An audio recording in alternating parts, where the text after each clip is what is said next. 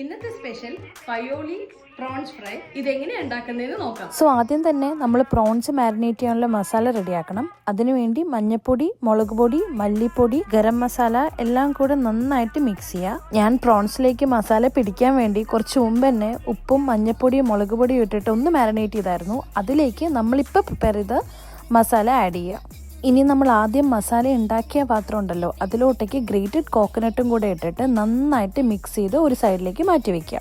ഇനി പാൻ സ്റ്റൗവിലോട്ടേക്ക് വെച്ച് എണ്ണ ഒഴിച്ച് നല്ലോണം ചൂടാവുന്ന സമയത്ത് മാരിനേറ്റ് ചെയ്ത പ്രോൺസും അതുപോലെ കുറച്ച് കറിവേപ്പിലയും ഇട്ട് നന്നായിട്ട് വറുത്ത് കോരിയെടുക്കുക.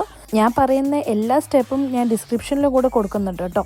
പ്രോൺസ് എല്ലാം വറുത്ത് കോരിയതിന് ശേഷം അതേ പാനിലോട്ടേക്ക് കുറച്ച് കറിവേപ്പിലയും 2-3 പച്ചമുളകും കീറിയതും കൂടെ ഇട്ടതിന് ശേഷം നമ്മൾ നേരത്തെ ഗ്രേറ്റ് ചെയ്ത കോക്കനട്ടിൽ മസാല ഇട്ട് മാറ്റി വെച്ചിട്ടുണ്ടാവില്ലേ, അതും കൂടെ പാനിലേക്ക് ഇടുക. ഈ കോക്കനട്ട് നന്നായിട്ട് മൊരിഞ്ഞ് വരണം. അതിനുശേഷം നമ്മൾ അതിലോട്ടേക്ക് നേരത്തെ ഫ്രൈ ചെയ്ത് മാറ്റി വെച്ച പ്രോൺസ് ആഡ് ചെയ്ത് നന്നായിട്ട് മിക്സ് ചെയ്താൽ നമ്മുടെ പയോളി പ്രോൺസ് ഫ്രൈ റെഡി.